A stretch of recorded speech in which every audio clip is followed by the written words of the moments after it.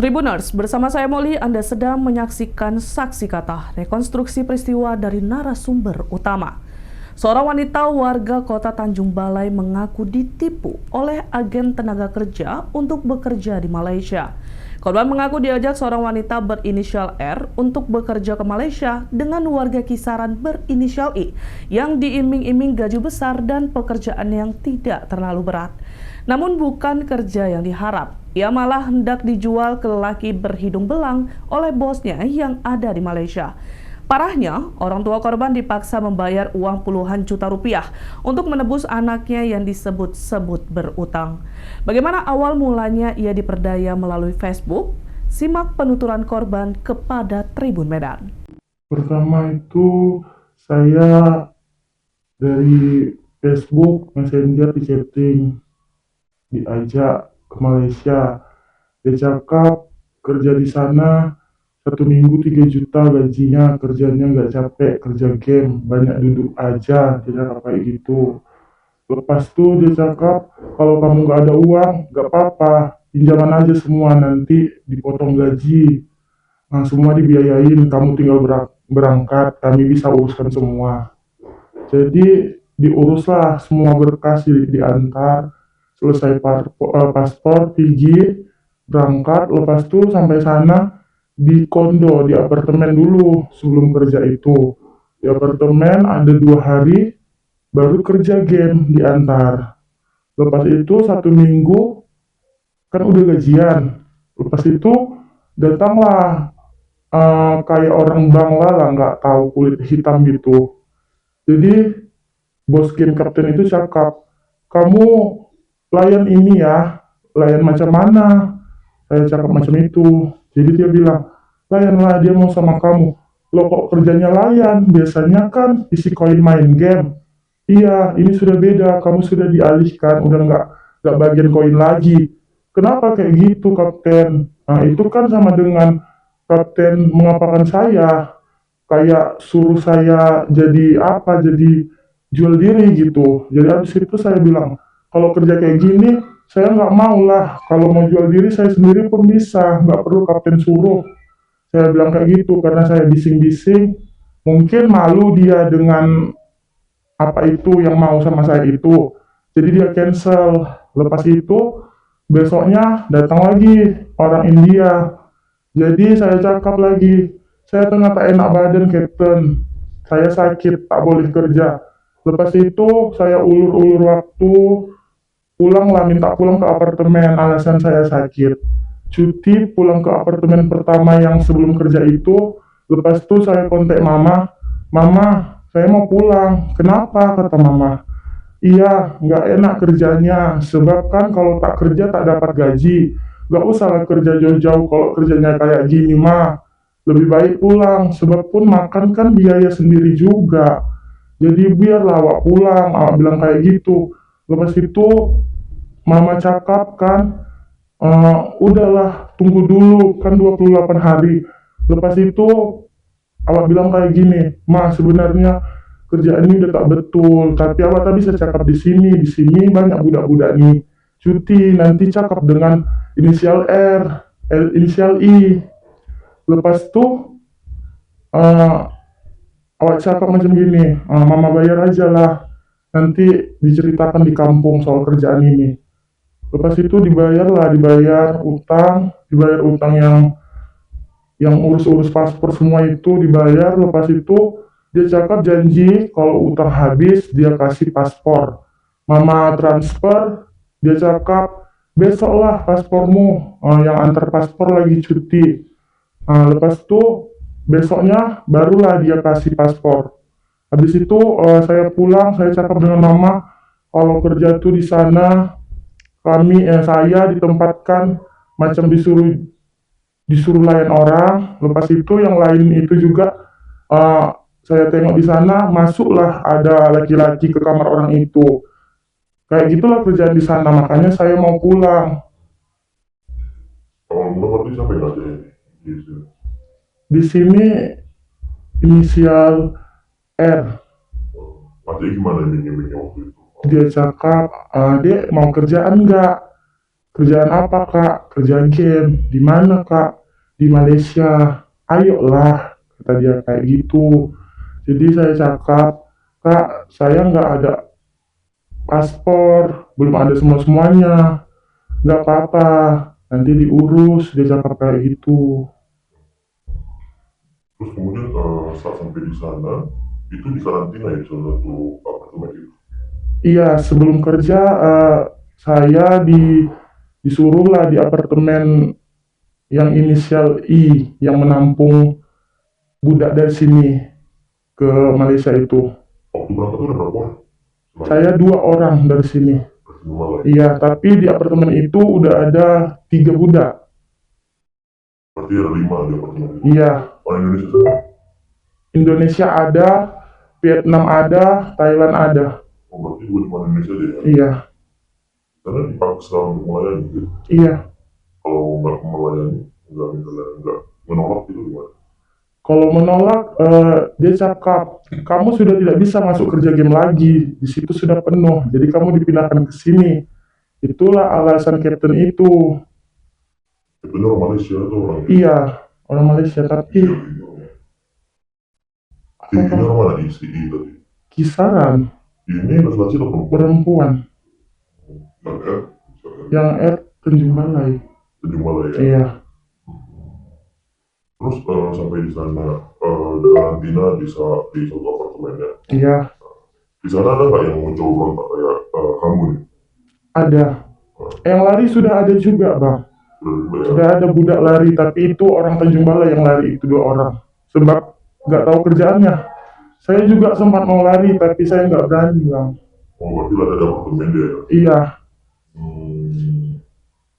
Kalau misalnya selain inisial R siapa lagi yang membawa kamu ke sana? inisial I. Selain dia lagi? Ya, bosnya itulah, yang kapten itu. Nah, itu kan atasannya I di sana. Oh itu waktu suaminya ya? Iya, apa atasnya? Bukan, suaminya beda lagi. Kalau boleh tahu di sana ada berapa orang dan berapa apartemen yang punya si ini untuk melakukan hal itu untuk karantina kalian? Kalau apartemen itu 1, Selain punya yang kamu tinggal ada lagi gitu. ada lagi, tapi saya nggak tahu yang tempat lain. Tempat yang saya tinggal yang saya tahu. Selain orang asal dan Tanjung Balai ada nggak orang dari daerah lain di Indonesia? Ada kayak Manado kalau nggak salah ya, Bang. Manado ya? Iya, Medan ada. Bukan Tanjung Balai semua, Medan, Manado, tapi banyak Indonesia lah. Tapi banyak-banyak daerah lah, nggak dari Tanjung Balai aja. Itu di daerah kota mana kalau boleh tahu di Malaysia itu? Apartemen dia. Iya, tempat kalian bekerja itu di mana? Kalau tempat bekerja itu daerah Puchong, Selangor. Di Selangor. Iya, Apartemennya di daerah apartemennya Kuala Lumpur, Jalan Srijati. untuk kerja game itu di Genting ya? Atau di mana? Enggak di Genting, di Jalan Puchong itu, di Selangor. Berarti dari apartemen ke tempat game itu jauh ya jalannya? 1 jam. Oh. Kalau untuk yang waktu diminta untuk melayani itu dari mana? Ya di Jalan Puchong itu, Bang. Oh, berarti di tempat game itu sama Iya. dengan tempat itu ya? Awalnya itu kan 2 tingkat dia. Saya di bawah, lepas itu disuruh pindah ke atas. Dia cakap di bawah itu udah penuh anggotanya, sebab saya anak baru, saya disuruh pindah ke atas. Oh, atas itu berarti kayak bilik-bilik gitu? Iya, bilik 1 orang 1. Pertama kan nggak ada orang datang, jadi saya diam aja gitu ya kan. Lepas itu tiba-tiba ada malam lah, ngetok pintu kamar itu. Datanglah orang Bangla itu, Kapten cakap, yuk layanlah ini. Layan macam mana Kapten? Saya turun bawah ya, dia nak ambil koin ya, nak main game. Tidak, yuk layanlah, masuk kamar, masuk bilik yuk. Bisa macam itu. Oh, berarti kayak kalian diinapkan di salah satu kamar, dia bilang itu sebenarnya tempat kalian gitu, kamar kalian. Iya, Tiba-tiba datang diduga lelaki penggelam gitu ya. iya, Oh, tanpa sepengetahuan kalian kalau misalnya itu sebenarnya pelayan gitu apa minta bertamu gitu ya. iya. boleh tahu nggak orang tuh masalahnya gimana? Apakah langsung atau dengan webchat atau dengan telepon? Kayak gini ya bang, kemarin kan waktu saya cuti yang saya setelah disuruh melayan kan saya cakap saya sakit sehingga saya nggak jadi pulang ke apartemen. Jadi saya tanya dengan kawan yang di situ yang sudah lama, saya cakap begini, kenapa tiba-tiba disuruh layan? Iya kak, kami juga kayak gitu pertama, tertipu juga pertama game, tiba-tiba suruh layan. Kayak mana? Apa mau dibuat sudah sampai sini? Kami nggak bisa berontak, dia cakap kayak gitu. Sebab paspor kami kan nggak ada, kami lari dari rumah makan di Kampung Kakak ini udah alhamdulillah.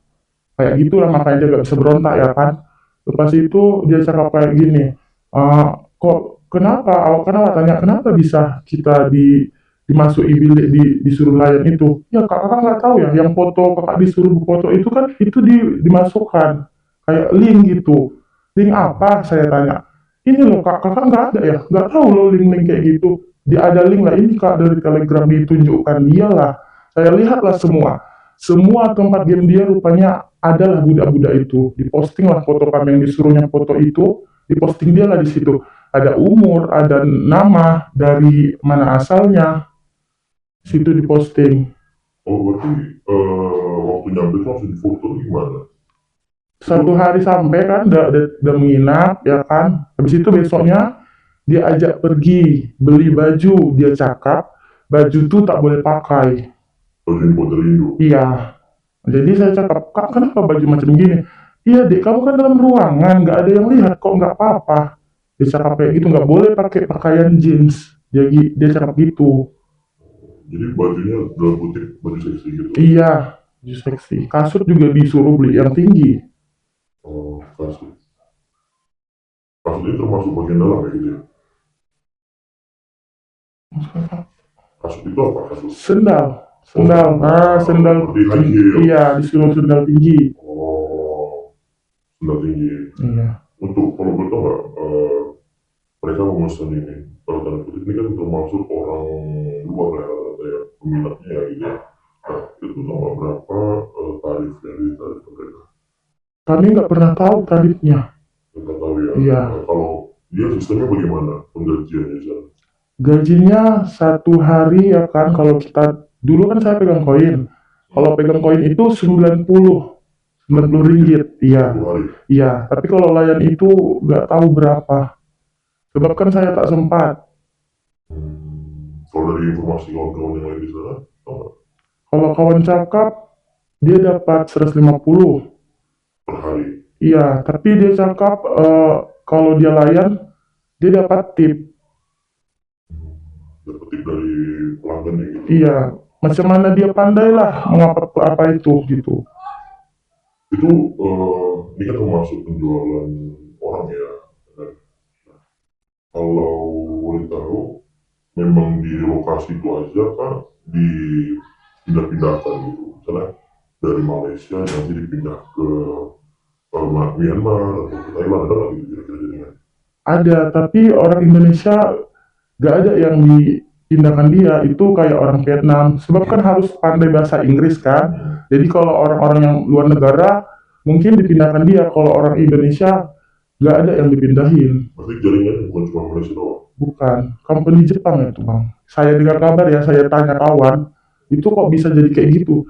Iya kak, ini kan company besar, katanya kayak gitu kan. Ini company Jepang kayak mana? Ya itu makanya bisa tiba-tiba disuruh layan itu karena company Jepang kak. Ini bukan game aja loh kak, biar kakak tahu. Memang ada game, tapi bukan game doang, ada juga yang bagian layan. Kayak gitulah kawan cakap. Game ini termasuk kasino gitu. Ada kayak slotnya juga bang. Kan ada itu di share sama ibaratnya saya kan di Pucong itu captain nanti promosikan di status dia tentang link slot dia. Nah, slotnya juga ada, tapi slot Malaysia saya lihat itu. Gitu. Itu terakhir kalau bisa pulang itu gimana sih? Saya ambil cuti, saya cakap sakit, sebab kan bila cuti tak boleh di tempat kerja tuh, mesti pulang ke kondo, ke apartemen. Nah, pulanglah saya diantar driver orang itu ya kan, ke tempat inisial I. Pas tuh saya cakap dengan mama, saya sakit kan kalau sakit saya tak boleh kerja, makan kan mesti tanggung sendiri. Makan dari tanggung mereka. Enggak, makan nggak ditanggung. Apartemen itu juga bayar sendiri. Jadi saya minta mama tuh, "Ma, tebus saja lah, Ma." Berangkatnya waktu itu mereka yang menyediakan paspor semua ya? Atau kamu yang menyediakan paspor? Kalau paspor saya urus sendiri, tapi tiket, green tea, sama yang lain-lain itu orang itulah semua, sama travel orang itu semua. Tapi jadi hutang saya. Oh, termasuk dihitung pengeluaran. Iya, semua itu, apapun itu semua jadi hutang. Itu waktu berangkat itu dari pelabuhan atau dari Probolinggo? Pelabuhan, Dumai tapi. Rumah ya? Iya. Jadi melancong, Iya, bukan kerja ya? bukan Melancong ya? paspor melancong. Gitu. Itu kan sempat ditebus itu sama mamanya ya? Iya. Kira-kira berapa biaya ditebus? Ditebus itu 11 juta uang Indonesia. 10 juta orang Indonesia? Iya. Sekitar 5.000. Tapi sudah ada yang saya bayar melalui gaji. Saya kan tidak terima gaji, Bang. Gaji itu dipotong, iya. Udah di sana pun sampai saat ini belum ada terima gaji. Nggak ada, gaji itu dipotong. Sebab saya kan pinjaman buat paspor. Lepas itu dia suruh beli baju, beli ini, beli itu semua jadi utang saya. Itu ditebusnya ke siapa ya? Ditransfer ke rekening inisial I. Ini yang orang Indonesia dia? Enggak, orang yang menampung di Malaysia, yang punya apartemen. Warga Indonesia bukan? Warga Indonesia, Orang mana kalau bukan? orang kisaran dia. Orang kisaran ya? Iya. Kalau boleh tahu, udah berapa lama ini orang itu menjalankan bisnis ini? Saya tanya orang yang di sana itu, ada yang udah, mungkin sudah lama, sebab kawan yang lama itu yang saya jumpa di tempat kerja itu, dia cakap dia sudah 2 tahun di situ. Berarti orang itu udah lama mengerjakan itu. Berarti selain dia mengiming-imingi yang dari Indonesia, dia juga menampung WNI yang ada di sana gitu ya? Iya, kalau misal ada orang nggak tahan kerja rumah makan, dia lari, dia mau terima. Memanfaatkan kondisi ya gitu ya? Iya, budak nggak ada paspor dia tampung loh, Bang, kerja dengan dia. Yang mati paspor, yang di bawah umur, ada di kondo itu, ada di apartemen itu semua. Cuman saya yang paspornya hidup, yang lain itu mati semua paspornya. Jadi 3 orang yang PC bersama kamu waktu itu udah pulang atau kamu sudah pulang? Sudah pulang, kami berdua pulang, sebab kan kami tidak tahu kerjaan itu, dan kami tidak mau kerja begitu. Jadi setelah disuruh layan, dia kontak cowok dia, saya kontak mama, minta tebus. Cuman saya itu, dia didenda 8 juta. Dia punya utang 8 juta, dibuat 2 kali lipat, jadi transfer lah 16 juta lebih, serta 17 juta gitu. Itu warga Tanjung Balai juga? Dia Patembo, iya, Tanjung Balai, Patembo gitu, orang Patembo. Oke, kasih. Terima kasih sudah menyaksikan tayangan Saksi Kata. Ikuti terus peristiwa terkini di media sosial Tribun Medan. Download Tribun X sekarang, menghadirkan lokal menjadi Indonesia.